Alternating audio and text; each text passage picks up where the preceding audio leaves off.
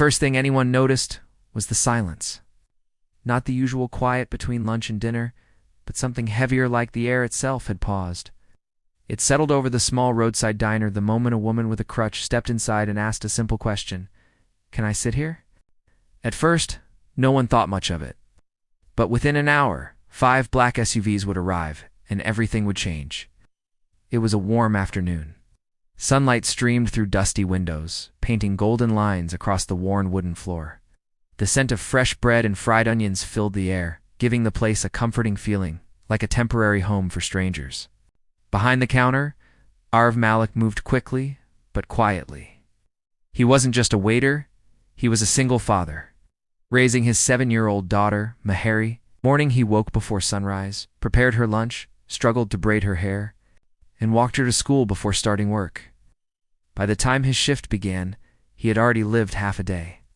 Still, he never complained. That afternoon was slow. Few truck drivers sat in the corner, and an elderly couple shared tea by the window. Arvi had just finished cleaning a table when the door chimed softly. She walked in slowly. The woman looked fragile but dignified. She leaned on a sleek metal crutch, her movements careful. Her clothes were simple yet elegant, and her tired eyes held a quiet strength. The room grew silent for a moment, not out of cruelty, but discomfort. People often don't know how to react to visible pain. She hesitated, scanning the room, unsure where she belonged. Then her eyes met Arvi's.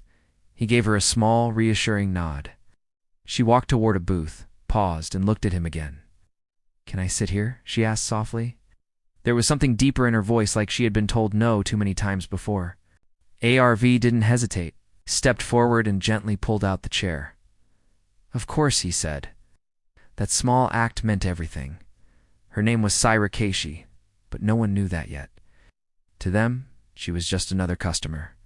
But Syra carried a past filled with loss, betrayal, and a life she had slowly rebuilt after a tragic accident. As she sat, she didn't rush to order. Instead, she looked around. The chipped paint, the handwritten menu, the quiet laughter outside. It felt real.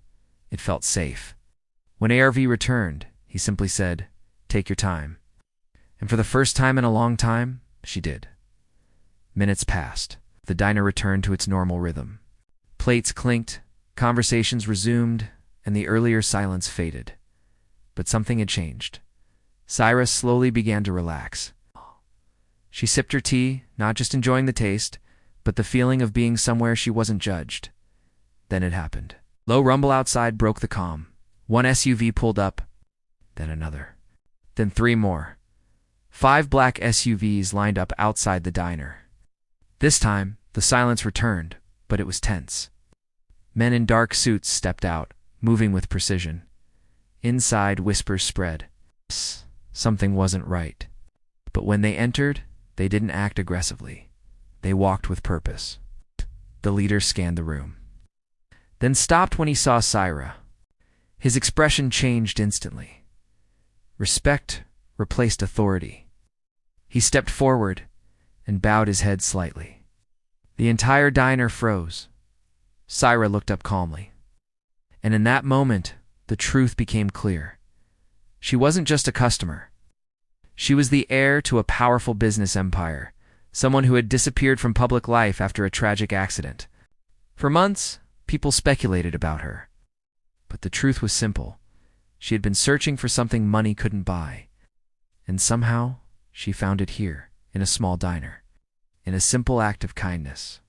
The men spoke to her quietly, urging her to return. Responsibilities were waiting, but Syra didn't rush. Instead, she looked at Arv. That look carried gratitude, respect, and something unspoken. Arv stood still, confused, unaware that his small gesture had meant so much. Syra reached into her bag and placed a handwritten note on the table. Not money, not a business card, just a note. She stood supported by her crutch and prepared to leave. Before walking out, she turned one last time. Their eyes met again. Then she was gone. The SUVs disappeared as quickly as they had arrived. The diner slowly returned to life. But nothing felt the same. Arv walked over, picked up the note, and unfolded it carefully. It read, "Kindness saved me when nothing else could. Thank you for seeing me." Below it was her name and a number. Days passed. Life continued. His daughter needed him. Bills needed paying. But something stayed with him, a quiet reminder that even the smallest kindness matters. Eventually he called, not for money, not for opportunity, just curiosity. And what followed wasn't sudden wealth or dramatic change. It was something deeper. Zaira returned not as a powerful figure, but as a friend. She supported him quietly, helping him give Mehari a better future through education and guidance. She didn't rescue him, she respected him, and Arv didn't idolize her. He saw her. Two lives, shaped by struggle, connected through one simple moment. Can I sit here? Sometimes, that's all it takes to change a life. Subscribe to K for Kindness for more powerful stories that remind us how small acts can create big change.